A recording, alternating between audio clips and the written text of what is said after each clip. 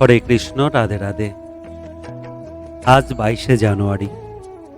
অযোধ্যার রাম মন্দিরে রামলালার প্রাণ প্রতিষ্ঠা করা হবে। বহু অবসানের পর আজ সেই শুভক্ষণ এসে গেছে আমাদের সকলের সামনে।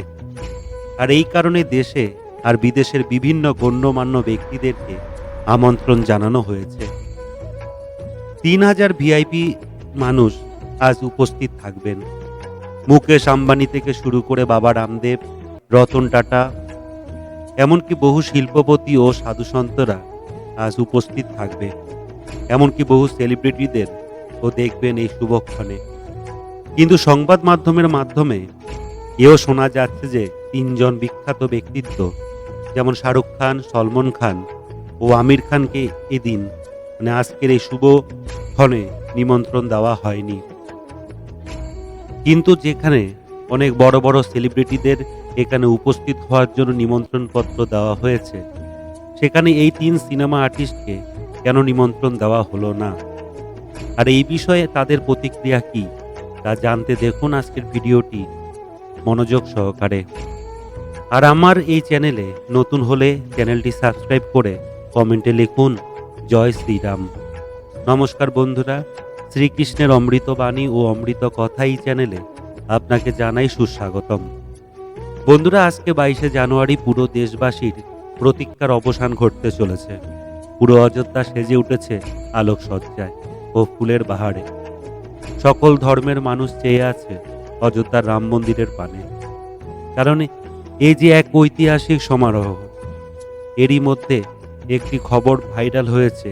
যখন অযোধ্যা মামলা 2019 সালে সুপ্রিম কোর্ট রায় দিয়েছিল, তখন বলিউডের অনেক মানুষ, অনেক অভিনেতা, অনেক অভিনেত্রী, প্রডিউসার এই ব্যাপারে নিজেদের মতামত জাহির করেছিলেন। অনুপম খের থেকে শুরু করে বিবেক ওবরয়। কিন্তু ওই সময় সলমন খান, শাহরুখ খান ও আমির খান এরা নিজেদের কোনো প্রতিক্রিয়া দেননি। এই কারণে কি তাদেরকে কাউকে এই শুভ অনুষ্ঠানের জন্য আমন্ত্রণ করা হয়নি? এমনটাই মনে করা হচ্ছে।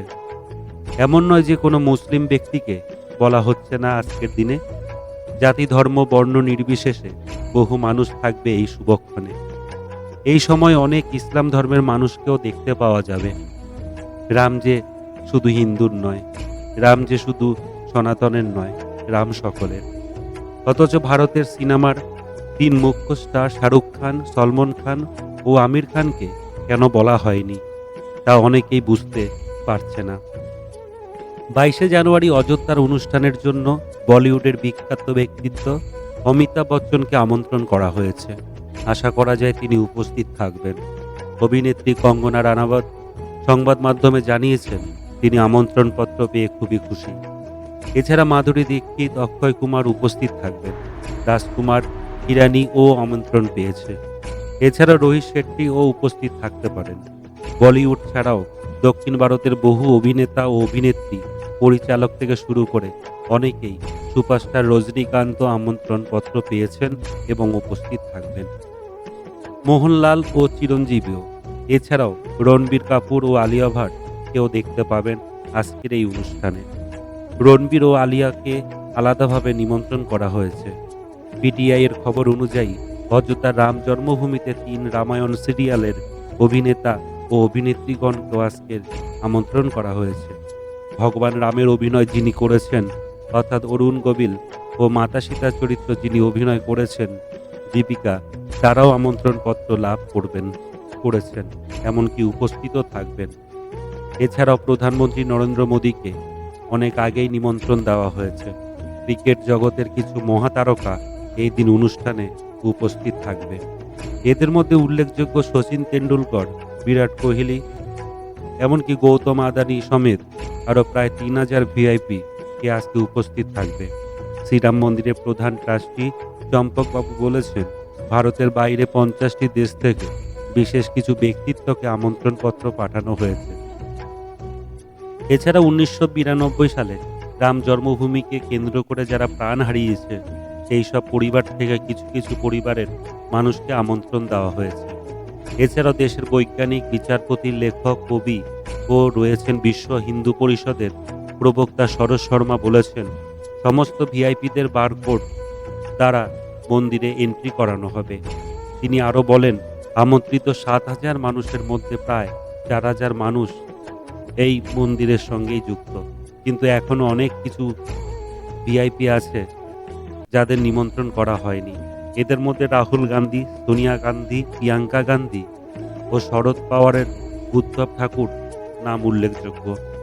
অযোধ্যার রাম মন্দিরে রামলালার প্রাণ প্রতিষ্ঠার দিন যাদের আমন্ত্রণ জানানো হয়নি তাদের মধ্যে বিশ্ব হিন্দু পরিষদের পূর্ব অন্তরাষ্ট্র কার্যকারী অধ্যক্ষ প্রবীণবাবু আর রাম মন্দিরের আন্দোলনের অবগত নেতা মৃণালবাবুকেও আমন্ত্রণ জানানো হয়নি।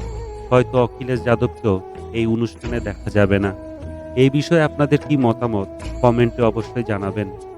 যদিও বোঝা যাচ্ছে সবাইকে তো আর আমন্ত্রণ জানানো সম্ভব নয়, তাই হয়তো বেছে বেছে কাউকে কাউকে আমন্ত্রণ করা হয়েছে। আপনি কি মনে করেন, আর কাকে কাকে ইনভাইট করা দরকার ছিল? এতে কি ভবিষ্যতে কোনো ভুল হতে চলেছে?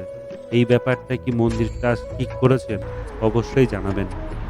আর নজর রাখবেন আজকের 22শে জানুয়ারি অযোধ্যার রাম মন্দিরের দিকে। আজকে সনাতন ধর্মের মানুষ হয়ে আমরা আমাদের এক অভূত আনন্দের দিন, এই শুভক্ষণে নিজেকে জাহির করার দিন। আজকে রামলালার প্রাণ প্রতিষ্ঠার এই শুভক্ষণে নিজেরা আজকে বাড়িতে উপবাস করবেন, এমনকি সন্ধ্যাবেলায় বা প্রতিদিন সব সময় যখনই পারবেন আজকে শ্রীরাম শ্রীরাম শ্রীরাম নামটি জপ করবেন। রাধে রাধে, ভালো থাকুন।